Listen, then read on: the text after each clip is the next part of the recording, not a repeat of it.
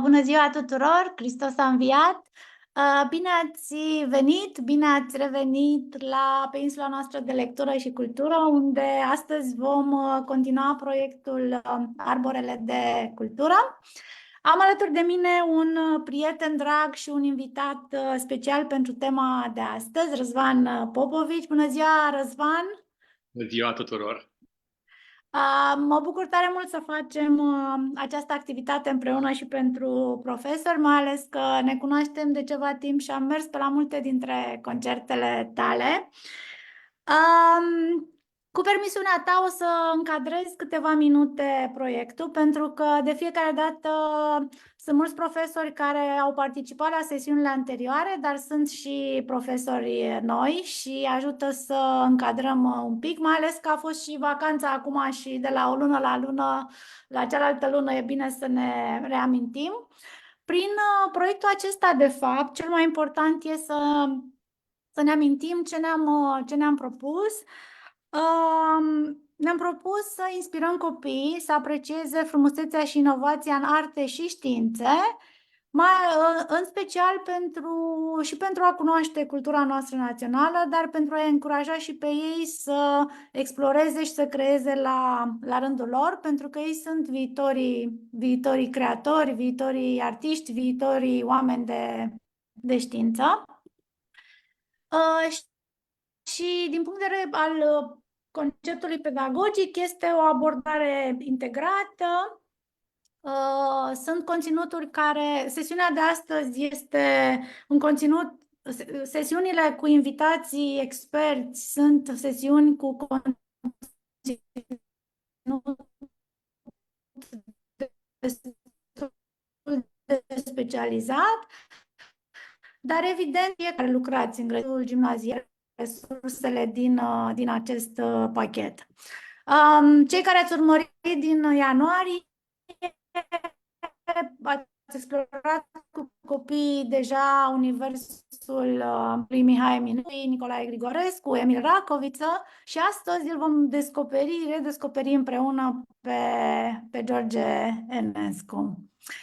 Am luat câteva imagini din activitățile anterioare. Am găsit această imagine cu copiii care pictau arborii în grădină și mi-am amintit că atunci când l-am prezentat pe Nicolae Grigorescu, v-am încurajat să ieșiți cu copiii în aer liber, pentru că și Nicolae Grigorescu a pictat foarte mult în aer liber și curentul pe care l-a reprezentat el, impresionismul, a fost tocmai pentru că urmăreau lumina și soarele și uitați ce lucrări frumoase au făcut copiii. Nu am timp să le prezint pe toate și am mai selectat și arborele de cultură realizat pentru ca cei mici să exploreze viața și opera lui Emil Racoviță.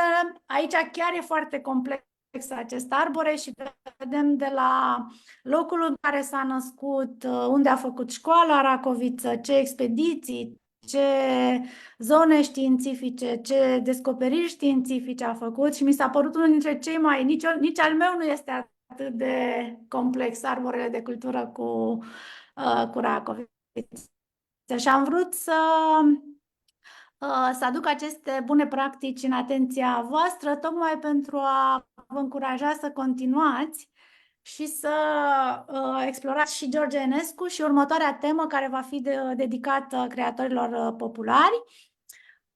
Ideea aceasta a arborului de cultură și mai ales modelul grafic a fost inspirat de pomul vieții, un motiv popular foarte răspândit și în România și în Republica Moldova. De fapt, e un motiv răspândit în mai toată lumea. N-arată chiar ca al nostru, dar peste tot se găsesc diverse variante de pom al vieții.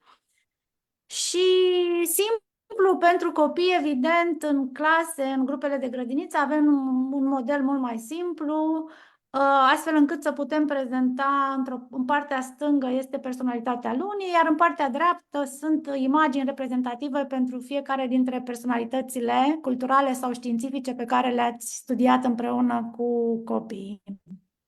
Și ajungem acum la personalitatea lunii mai. Nu cred că este vreunul dintre noi care nu a auzit vreo compoziție de-a lui George Enescu sau nu știe cine este George Enescu, dar cred că este foarte important atunci când vrem să inspirăm pe să ne documentăm, să discutăm cu specialiști și de aceea l-am invitat acum alături de noi pe Răzvan. O să opresc o să partajarea ecranului, Răzvan, tocmai ca să te vadă mai bine invitații noi, participanții la acest atelier. Și o să încep cu rugămintea să ne spui câteva cuvinte despre tine. Bună ziua tuturor! Deci sunt Răzvan Popovici și sunt violist.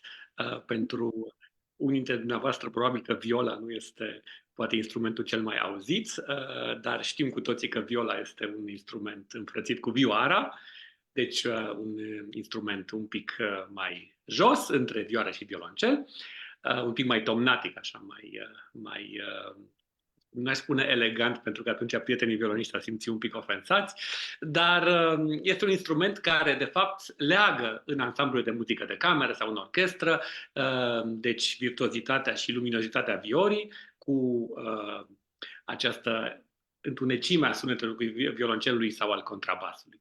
Deci sunt violist, concertez de foarte, foarte mulți ani în întreaga lume,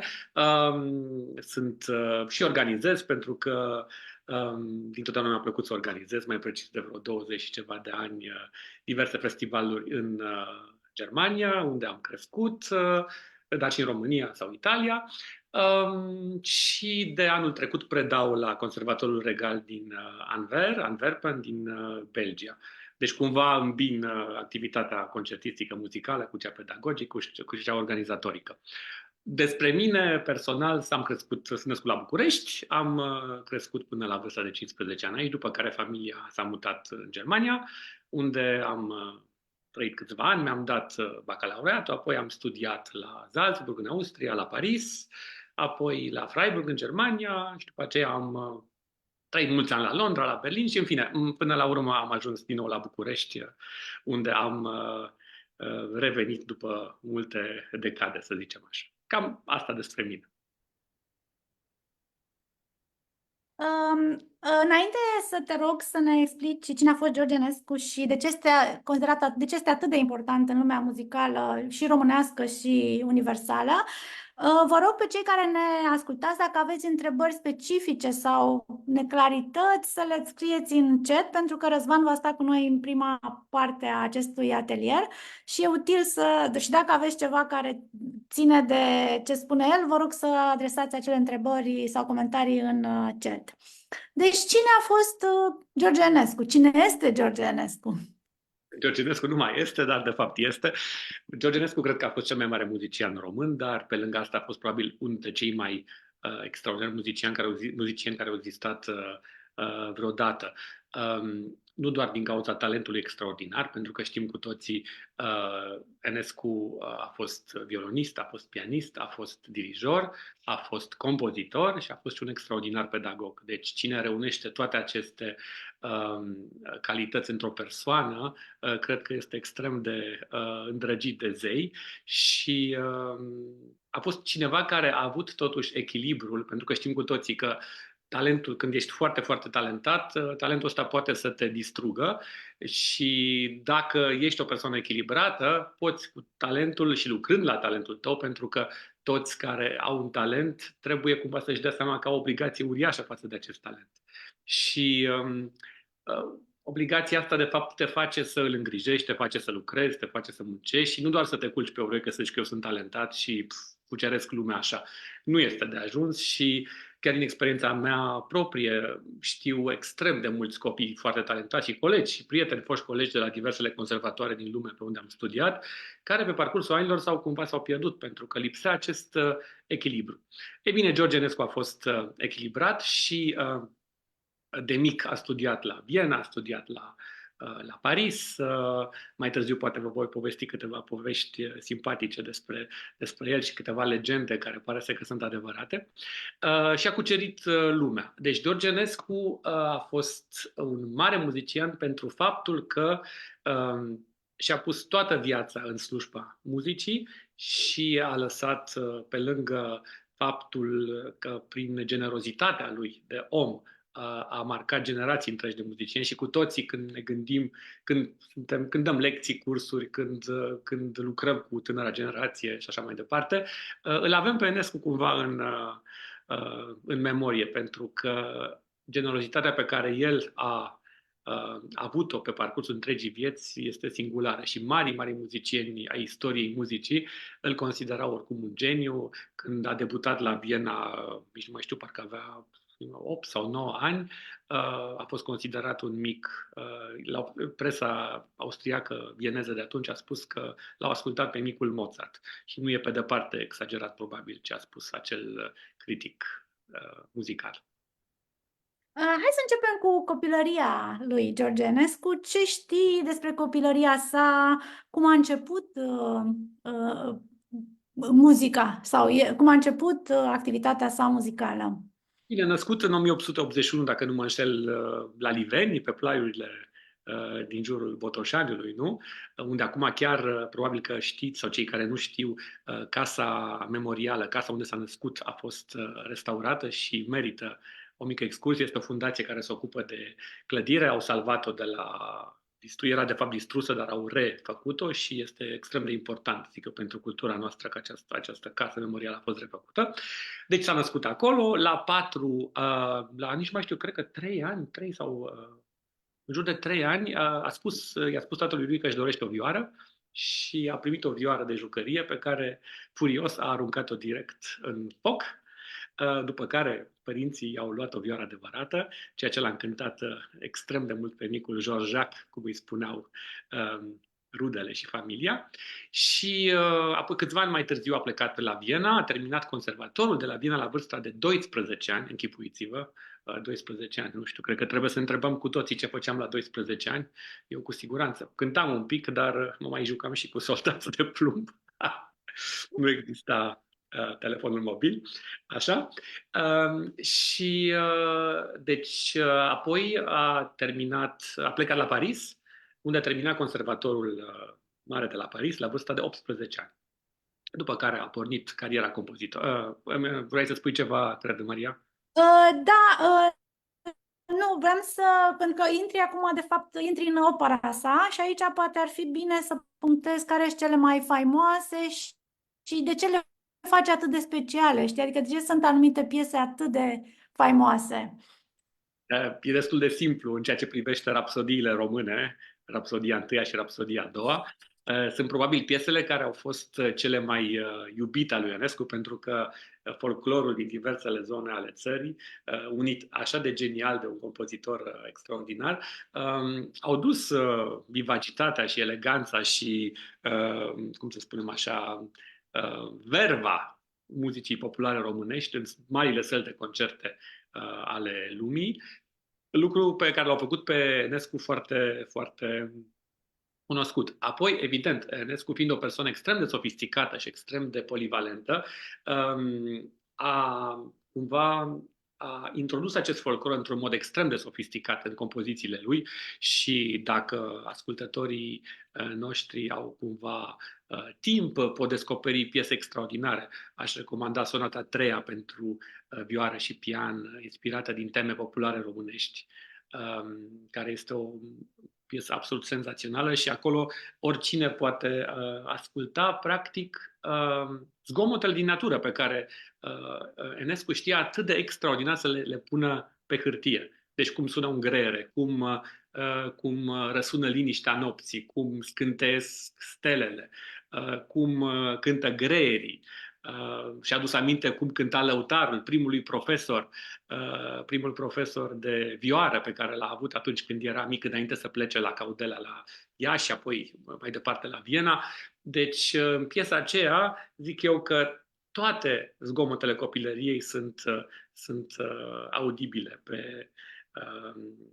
în compoziție. Apoi a scris simfonii, a scris extrem de piese foarte frumoase pentru pian solo. Piesa mea favorită este evident o piesă pentru violă și pian care se cheamă Concertstück, deci piesă de concert, piesă de concert, în care reunește extrem de elegant spiritul lui, zic eu, acesta extrem de plăcut, de politicos, de convivial, pentru că Ionescu a rămas chintesențial un domn, a fost toată viața lui un domn și s-a comportat ca un domn și generos, într-un mod extrem de francez. Deci asta este o piesă așa mai pour les connaisseurs, dar foarte, foarte, foarte frumoasă și melodioasă.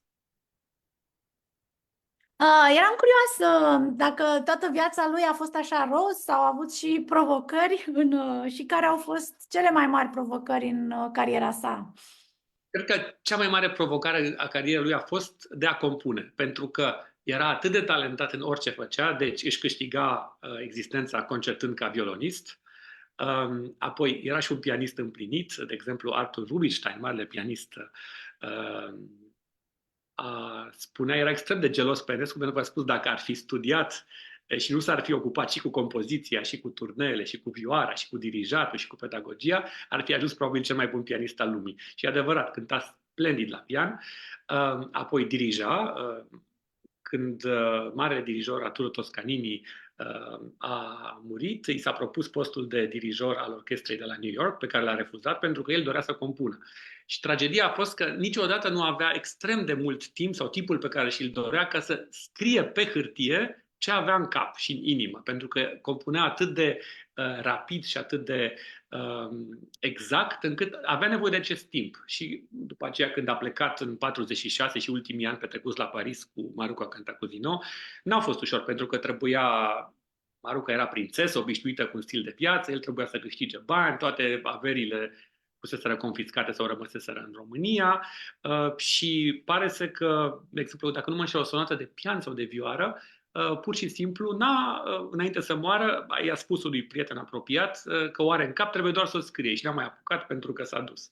Deci cred că asta a fost marea tragedie a lui Ionescu, că nu a fost atât de talentat în atât de multe direcții, încât, practic, probabil talentul lui primordial și el, de fapt, se considera compozitor, practic, în adâncul sufletului lui și asta își dorea cel mai mult, nu a reușit să-l ducă până în pânzele albe, așa cum se zice, probabil. Da. Iar pe de altă parte a fost sigur, când a fost mic, să plece așa de mic de acasă la 12 ani, 13, să fii singur în străinătate, departe de casă, nu a fost ușor, dar a depășit și vedem unde a ajuns.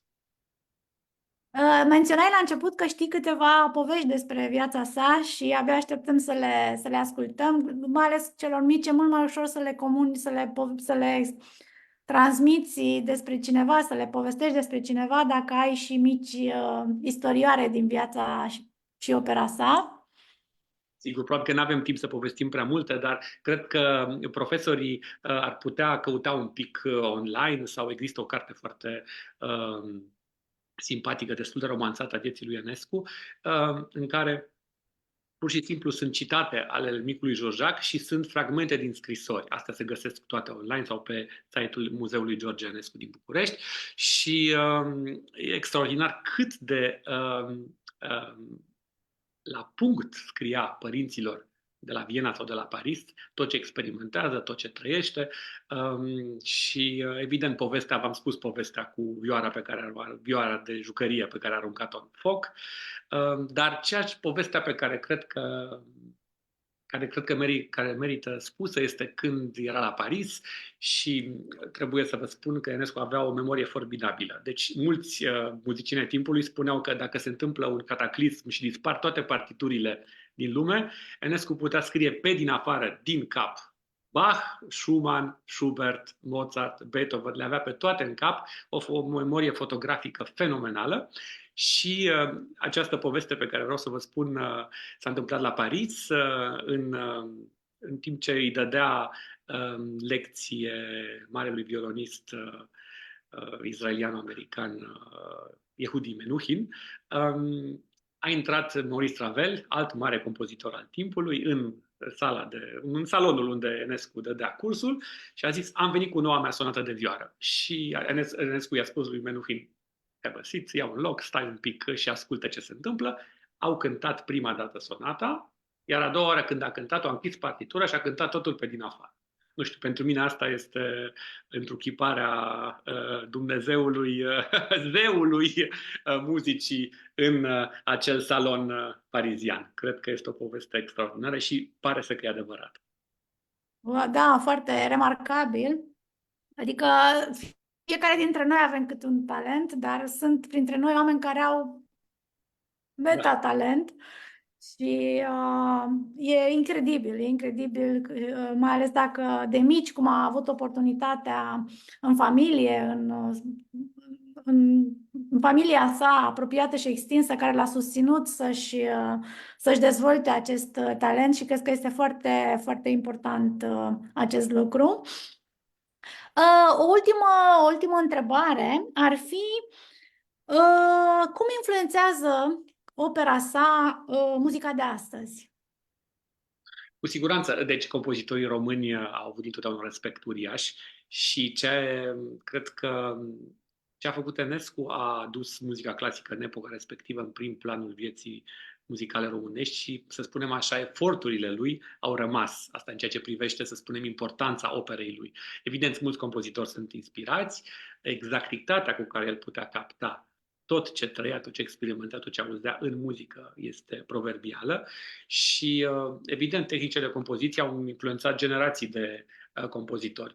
După părerea mea, marele lucru pe care a reușit Enescu să-l dea generațiilor de după este această generozitate. Pentru că din generozitatea aia cu toții tragem cumva încă sevă și când ne gândim la el nu putem decât să dăm, să oferim celorlalți, tinerilor generații, publicului, nu știu, să faci prin muzică lumea mai bună, să o vindeci, să faci oamenii fericiți, pentru că știm cu toții, deci noi ca muzicieni când vedem atâtea chipuri vesele, radiante, bucuroase, fericite după concert, ne fac și pe noi să fim să bucuroși, să vedem și să ne dăm seama că ce facem noi este un lucru foarte important. Mi-aduc chiar aminte și asta cred că lui Enescu i-ar fi plăcut să audă după concert. Am cântat un concert la Castelul Corvinilor și după concert a venit un domn foarte emoționat să ne felicite. Am cântat un trio, deci în trei,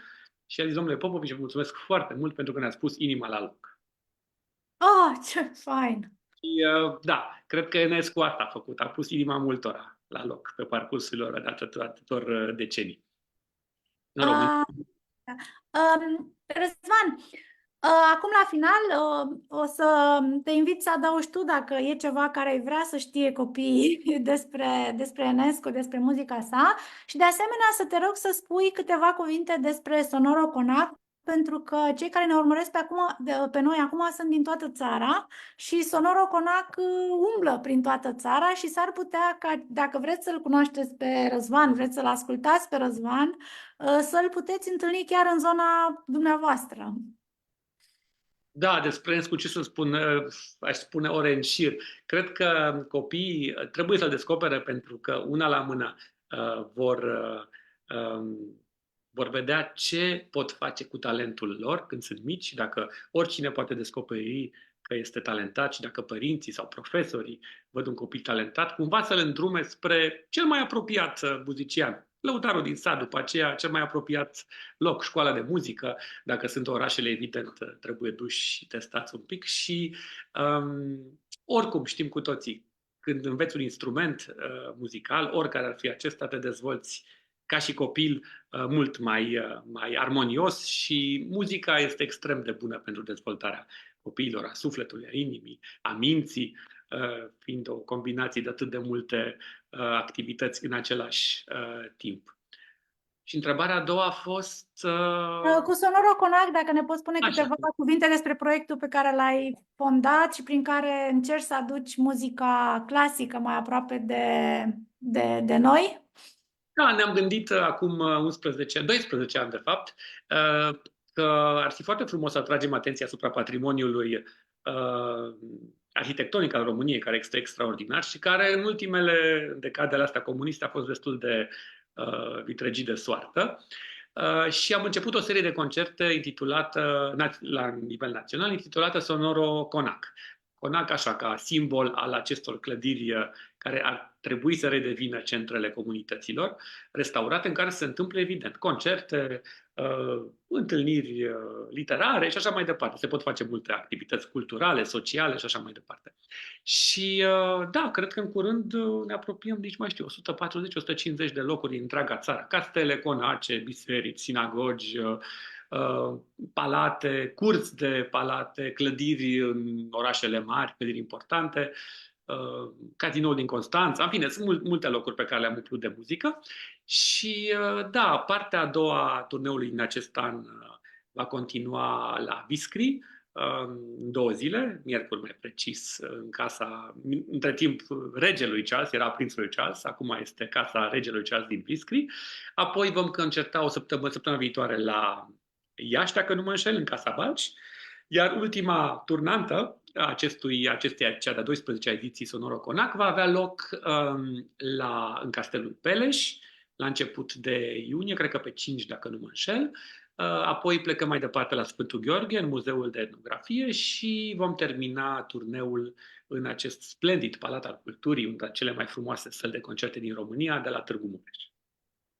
Mulțumesc mult, și vă încurajez, dacă ajunge Sonoro Conac în localitatea dumneavoastră, să mergeți, pentru că e un proiect deschis oamenilor, vă puteți înscrie foarte ușor. Eu, de fapt, așa l-am cunoscut pe Răzvan, eram undeva prin țară, nu mai știu pe unde, și deodată mi-a apărut în Facebook acest concert, am zis hai să mă duc și de atunci muzica clasică, muzica e mult mai importantă în viața mea. Așa că îți mulțumim foarte mult, Răzvan, pentru intervenția de azi și care ne ajută să-l vedem un pic pe Enescu în spatele datelor, informațiilor pe care le putem aduna de pe internet. Așa că îți urăm o zi bună și succes în următoarele concerte. Succes cu arătarea lui Enescu în clasele dumneavoastră. Succes! Mulțumesc mult! Sincer să fiu, mie personal mi se pare cel mai greu, dar cred că prin pachetul pe care l-am făcut o să fie accesibil copiilor.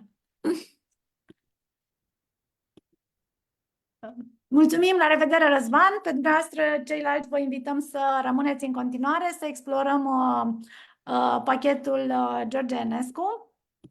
Ca de obicei, avem câteva cuvinte cheie pe care le-am identificat împreună cu ajutorul lui Răzvan și probabil că le recunoașteți pe multe dintre cele pe care le-a folosit și el în prezentarea sa.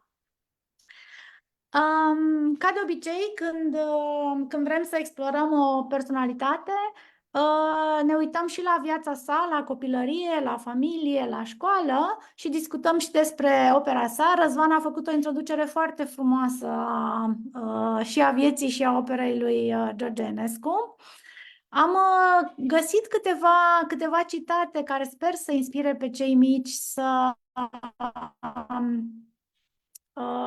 să-l cunoască pe Enescu, să cunoască ce a gândit, ce întrebări, ce a vrut să comunice George Enescu. Mi-a plăcut foarte mult acest citat. Nu mi-am servit țara decât cu armele mele, pana, vioara și bagheta. Pana ca un simbol pentru compoziție, vioara pentru simbol de muzician care el a fost și violonist și pianist, și bagheta pentru partea de dirijor. Am selectat și câteva imagini și pentru că am văzut că celor mici le-a plăcut semnătura lui Mihai Eminescu, am căutat-o și pe a lui George Enescu, astfel încât să avem niște activități care se repetă de la personalitate la personalitate. Am introdus și o partitură pentru că copiii mari știu deja că există notele muzicale. Pentru copiii mici poate fi o bună introducere în limbajul muzical, să le arătăm o partitură a lui George Enescu. Asta chiar este scrisă de el.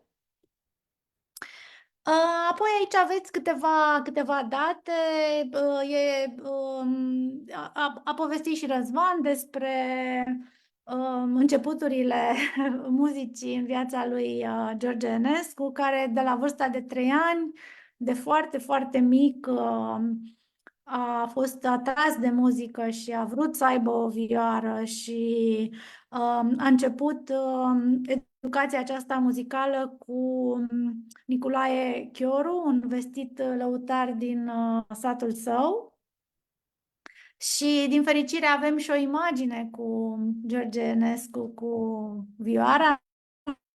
Nu știu dacă e chiar de la 3 ani, dar este oricum când era copil. Și cred că este interesant pentru cei mici să vadă imagini din copilăria personalităților culturale. Apoi am pregătit și harta României cu județele, tocmai pentru a identifica județul în care s-a născut George Enescu și poate cei mici fac și alte conexiuni, poate cu alte personalități care s-au născut în Botoșani. Aici am găsit un alt citat, nu o să-l citesc acum, dar îl găsiți în prezentare, care spune un pic că aduce în prim plan, nu știam că a comunicat atât de mult George Enescu cu familia sa, știu că are multe scrieri, dar nu știam că a ținut așa jurnal și trimitea scrisorii atât de des părinților săi. Pe de altă parte, e de înțeles, fiind copil, la 12 ani a plecat la conservator, simți nevoia să păstrezi legăturile cu familia și cea mai bună modalitate în vremea aceea, când nu existau telefoane, nu existau tot ce avem noi acum, erau scrisorile. Aici aveți și parte de când a debutat în calitate de compozitor.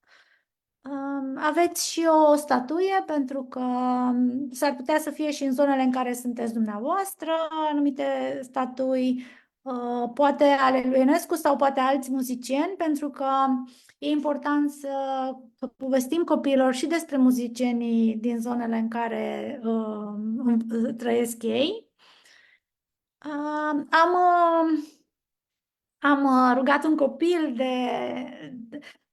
din învățământul primar să facă un desen despre cum vede el opera lui Enescu și a ieșit această lucrare foarte frumoasă. Mie mi-a plăcut foarte mult și pentru că este plină de imaginație și parcă aud rapsodia română în lucrarea aceasta. Am mai găsit un citat foarte, foarte interesant care leagă pe Eminescu de Enescu și pe Enescu de Eminescu. Un citat scris de Romeo Drăghici, care a spus că Eminescu a făcut limba română să cânte, iar Enescu a făcut cântecul să vorbească. Și mi se pare foarte frumos acest joc de cuvinte în care punem accentul și pe muzicalitatea creațiilor lui Eminescu și mai ales pe puterea de a comunica a muzicii create de George Enescu. Aveți aici un citat de la Yehudi Menuhin, unul dintre cei mai celebri elevi ucenici ai lui George Enescu. Din fericire, pe bancnota de 5 lei îl găsim pe George Enescu și găsim câteva elemente din viața și opera sa. Avem pe avers portretul lui George Enescu, avem o garoafă, avem o vioară și 2 note muzicale, iar pe revers avem Ateneul Român, un patrimoniu care este patrimoniu arhitectural național și cred că e important pentru copii, chiar dacă nu sunt din București, să cunoască, să știe această clădire, mai ales că foarte mulți care vin în excursie în București trec și pe la Ateneu. Apoi este un pian și un fragment dintr-o partitură. Din ce am găsit eu este Motivul destinului din Oedip. Aici câteva lucruri așa inedite despre viața și opera sa, cum ar fi la 11 ani, primul concert, și mi s-a părut foarte interesant și faptul că George Enescu a înființat din fonduri proprii acest premiu național de compoziție, tocmai pentru a încuraja tinerile talente și a promova artea componistică românească.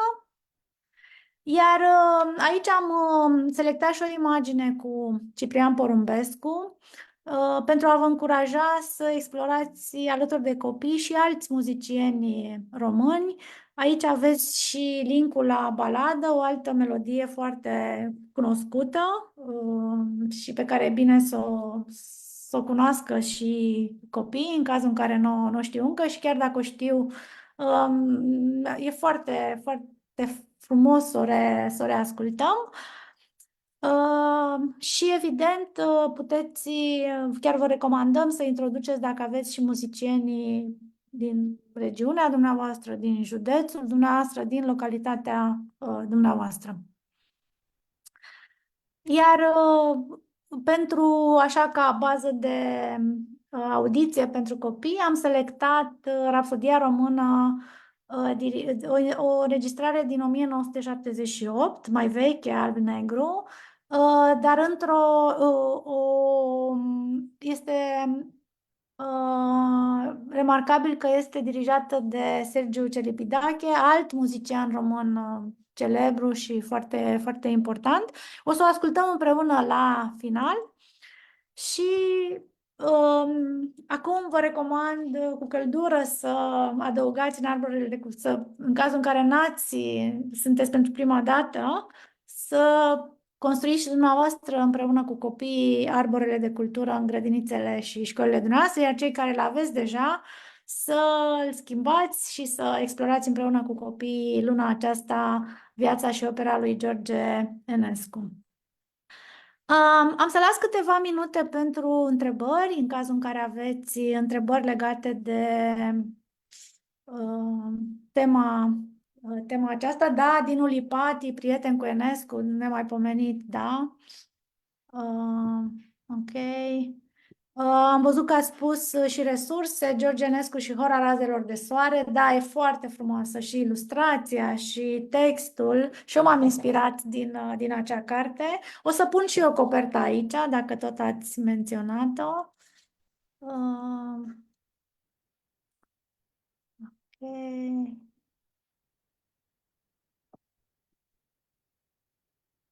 Uh, Văd că nu aveți întrebări.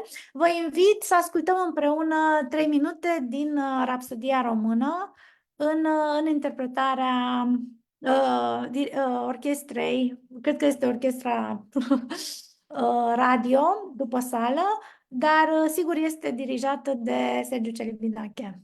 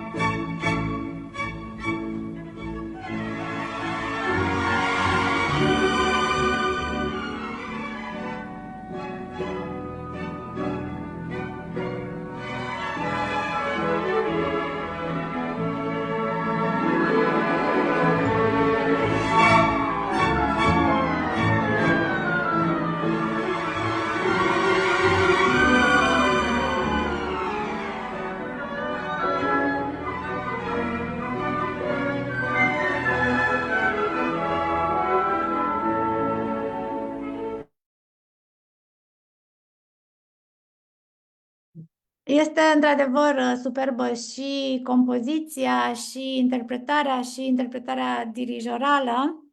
Găsiți linkul în prezentare pe care o să o punem și pe Facebook în comentarii, dar o primiți și mâine toți cei care ne-ați urmărit, care v-ați înscris la acest atelier, o primiți pe e-mail. Vă mulțumim și pentru întâlnirea de astăzi la care ați venit atât de mulți și vă urăm succes în activitatea cu copiii, cât mai multă muzică. Începeți cu audiție, muzica e important să o simțiți și nu uitați ideea pe care a zis-o și Răzvan, să discutați cu copiii despre talent și despre munca pe care nu e suficient să ai talent, e foarte importantă și partea aceasta de muncă și că de fapt talentul vine și cu responsabilitatea de a-l pune în valoare și căutați și sonata a treia pe care a recomandat-o Răzvană și în care se aud sunetul greierilor, a zis ceva și de stele, Răzvan, parcă puteți urmări, cei care ați intrat mai târziu, vă recomand să vedeți de la început înregistrarea, pentru că, într-adevăr, sesiunea de azi a fost o sesiune foarte, foarte frumoasă și foarte interesantă.